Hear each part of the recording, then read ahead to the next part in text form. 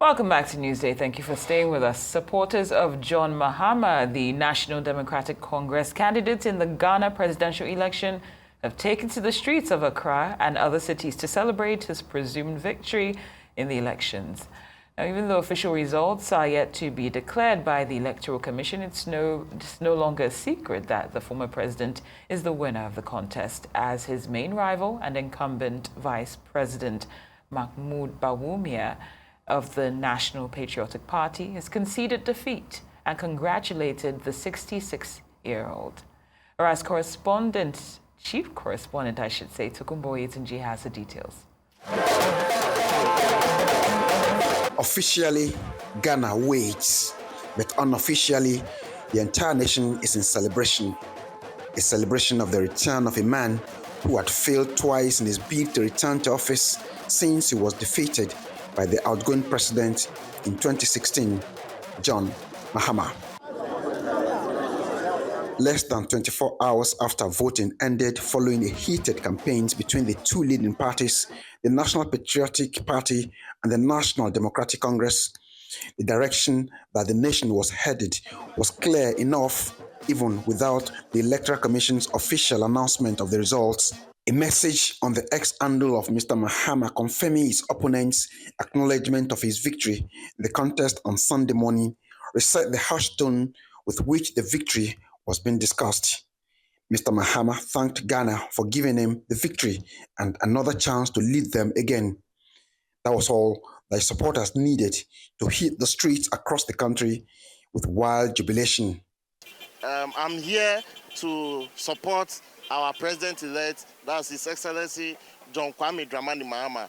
And I believe and I know that he is going to change this economy.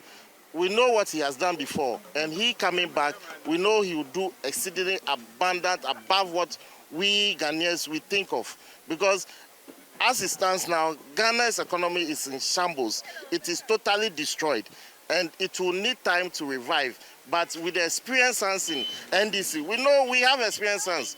If I should mention a name, I know we have people like Koblan Dufour, we have Setekpe, we have so many people in Ghana, Dr. Manibuama in the NDC that can change the economy of Ghana in no time. So we trust them to do that in the shortest possible of time. It means everything. I'm really, really happy that he has won because more jobs are coming. We are expecting the youth to watch out too. With the youth, it has helped us and it will help us to improve more. Works are more coming. It will help the younger ones that are coming up to get more jobs, more education. They are expectant that the change they sought going to the polls is finally here with them. Now, the entire nation awaits the official declaration of the results, an acceptance speech, and a clear plan on how to quickly turn the economic fortunes of Ghanaians around by the man of the moment, John Dramani Mahama. Tokumbo Oyetunji, Arise News, Accra. Well, joining us now for a review of the Ghana election and lessons for Nigeria's democracy is Arise News analyst Dayo Sobowale. Good afternoon, Mr. Sobowale. Many thanks for being here. Good afternoon. It's a pleasure being here studio. Of course, we've seen the reactions both at home and in Ghana saying that the process was one worthy of emulation. What's your take? Well, it's a fine day for Ghanaian democracy, and I'm not surprised. They are getting the dividend of learning from their political history. They have learned from their history. The difference between us and them is that we keep repeating our mistakes. That is it. In this, see the new winner. He's been in office before. He's been vice president. He's been president. He was president when the incumbent died. And he has been president winning election. So he's not a stranger to power. And the electorate knows him.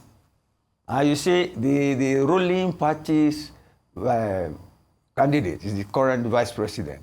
He has conceded. You see, you can put Ghana now on the same pedestal with US democracy, the way Biden congratulated Trump after a very, very nasty, controversial election. That is the essence of democracy. Let the winner have his way, the loser must be a sportsman and always have his say.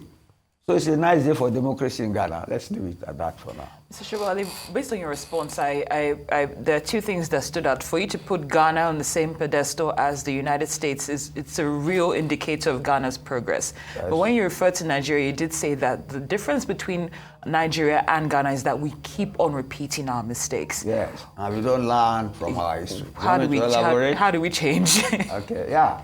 It's a story. I will tell you the story.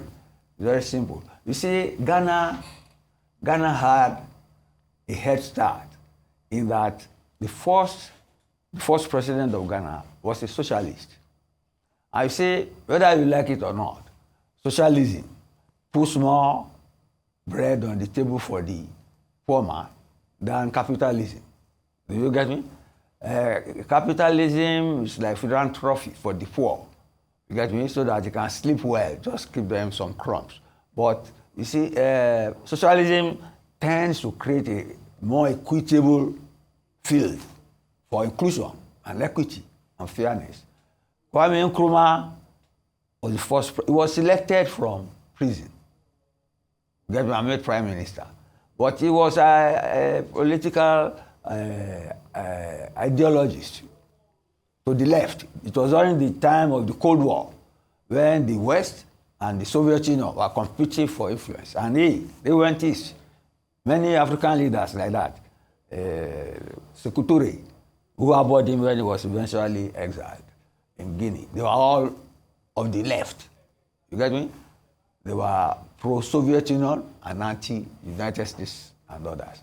And you see, that has made them to learn the lessons of accountability, transparency, you get me, for a legitimate government. And then again, there is this dark side of Ghana, corruption. Corruption was made most undesirable by Jerry Rawlings when he one day killed 3 former heads of state in the military, because the military came in and they became corrupt. Akufo, Atampong, Afrifa were killed one day by Rawlings. So it is difficult for you to do to be a corrupt leader and expect to get away with it.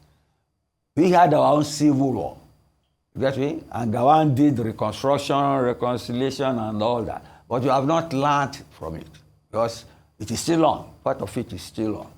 We have not learned from our own history. But then, I have not lost hope. Nigeria is far, far bigger than Ghana. You get me? It's like taking 1 or 2 states in Nigeria.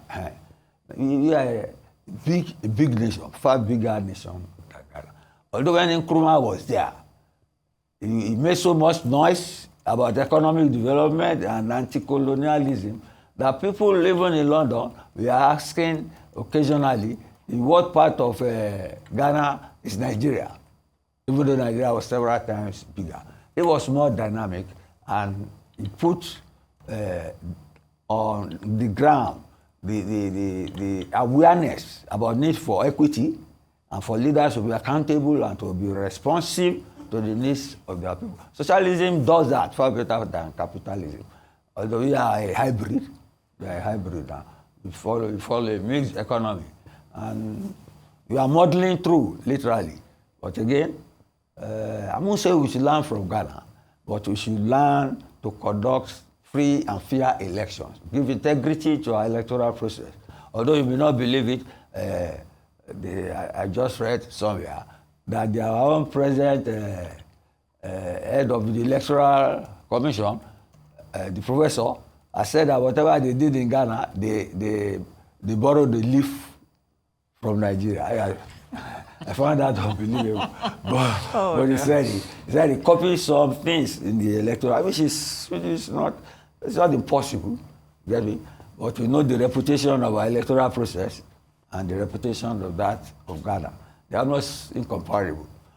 Although, in terms of magnitude of problems, we have far, far more problems than they. Let's leave it at that. Mr. Sobowale, so many things you've highlighted. We have more problems, the magnitude of problems, we have a lot more, but you said that you are still clinging to hope in spite of the situation of our electoral process. So what are those indicators that keep your hope alive? What do you see in place right now that's still keeping your hope alive in our process that we might be able to build from? So we should be striving at making the election fair, transparent, open, in terms of how people vote, in terms of how votes are counted, in terms of announcement of results. And we should discard this. You haven't heard of any peace commission for the Ghana election.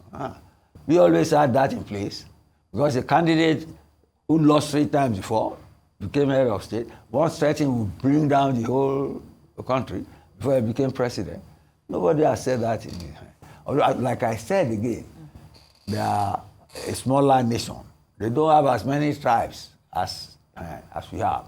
So the magnitude of our problems are monumental. We should not allow that to suffocate us or to make us blind, to see through, so that transparent elections, the integrity of our elections matters for us to have legitimacy. Because if people are doubting who has won the election, there will be much respect. And there won't be much enthusiasm to want to go to the polls the next time. So I'm sure we'll surmount our problems. We fine-tune our electoral process. And you see, socialism, they say eternal vigilance is the price of liberty. Yes, let our people be politically aware, politically conscious, and alert. Get me? To punish leaders who do not deliver on their promises during campaigns, by not voting to them for them at the election, and rewarding those who they see have performed well. You can see what happened in Ghana. Somebody who's been in and out, and then the equipment, the candidate of the equipment has lost out and has conceded. That's democracy. That's legitimacy. Very fine analysis, as always. Eternal vigilance is the price of liberty. Arise News analyst, Mr. Dayo, thank you so much for joining us here on News. We appreciate your time as always.